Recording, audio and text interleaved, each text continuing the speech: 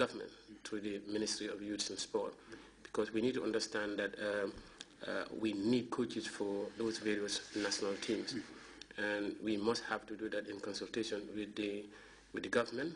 And when the fixtures came, the first thing we did was to formally inform them through the National Sport Council that the fixtures are out. And in the interim, the technical committee met, and we are trying to put together an opinion to send it to the ministry in search for coaches for the different national teams. As you know, the government is a stakeholder and a critical partner in appointing coaches. Okay, you talked about the trials for the under-20. What about the under-17s? Yeah, for the under-17, actually for under-20, we may be fortunate to have quite a number of them offshore.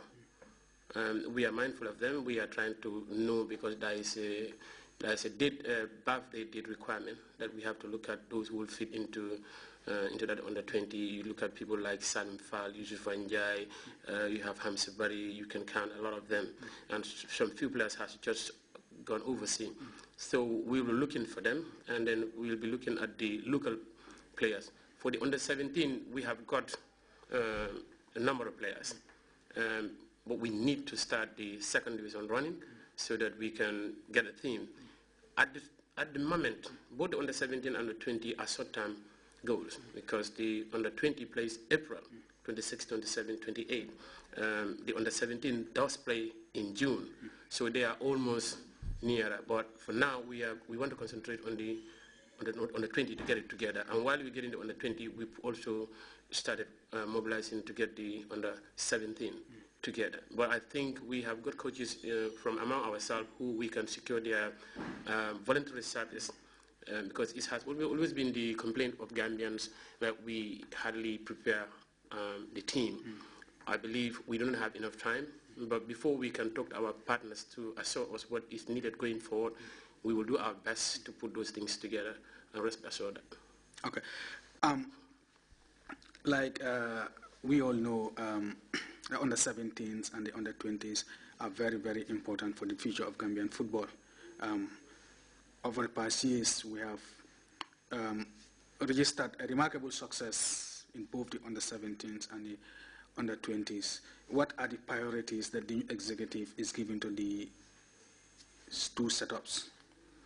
I think there was a gap. There's the gap that for the past competitions, these youth categories haven't been registered. And that is an impeding factor in the development of the game. Notwithstanding, what we want to do is to restore confidence once again, to get the youth sector going forward with the game. And I think this presents us an opportunity to once again start building the various youth categories so that we can put up a successful national team to compete, at least to play in the Nations Cup. So the gap will have its effect on us, number one, because we are playing against Liberia away. At the moment, Liberia, they played their 12th match in the league. The first three teams at the top are 23, 22, 21. We have played only three games in our league. So you will find out that competitive-wise, they have a lot of matches in their back. Notwithstanding what is important, how do you prepare your team, the quality that you can put together. So we are hopeful that this is an area that we have control over, and this is an area that has registered success in the past. And I hope people will not hold us to ransom on that because there was a break. I'm not giving an excuse, but what we want to do is to make sure we put up a credible team and seek the service of a good coach with a very good technical backup that will pursue what we want to achieve in those two categories. And I think we will set targets, and hopefully the coaches will meet those targets, because for the under-20 it is important now we put the team together and get a test match. And then I think we can do that very soon if possible. So about the coach that you're talking about, would it be a home base or would it be a foreign coach? Normally what you do, you write to your partners, that's the government, that is the formation of the various national team, and setting up a task force to look at the various national team, what is needed to put. But I think, in my opinion, as a technical director, at the level of the youth teams, I would recommend that local coaches are encouraged, because the culture of football and the tradition of football, the environment, the local coaches are the coaches who brought up those players, and that will also give them the opportunity to consolidate their coaching skills. And at the national team, that's where you need a foreign expert. And if you have a foreign expert at the national team, the youth coaches should be assigned to that national team coach so that they understudy. And then what they understudy, they bring it down to the under 20 and the under 17. So for both the local and the international, we haven't contacted any yet, but we have series of foreign coaches at the football house, and we will put it together and submit it to the ministry and make suggestions to them as we are going forward. Because how soon? Because already there's not enough time before the first games of the qualifiers for the under 17 and the under 20. How soon are we going to see all these things done? Well, one thing I know, we will have coaches for all the categories, for sure, whether they are going to be local or foreign. But at the moment, we must make sure we identify momentarily what is needed to assign coaches to the team. That we will do. For the acquire the service of an international foreign coach, well, that would take a protocol. And that protocol, like I said, it must go through the ministry to the government.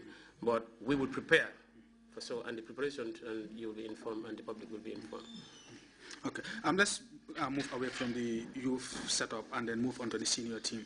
That's the Scorpions, who we now know that will be playing the preliminary rounds of the qualifiers for the 2015 African Cup of Nations.